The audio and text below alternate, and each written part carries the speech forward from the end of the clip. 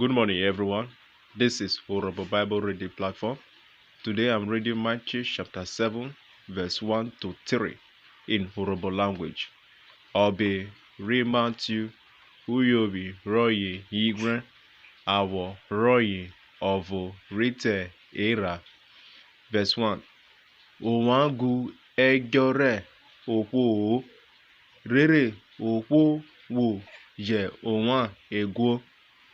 Verse 2.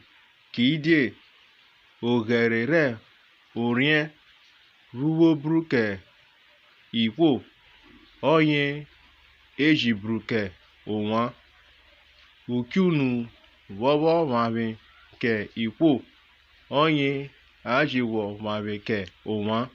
Verse 3. Dienere Wene Ukweku Rohe Erore Orivenwe Yi Wogbiroro Udure Rohe Erowe. Thank you.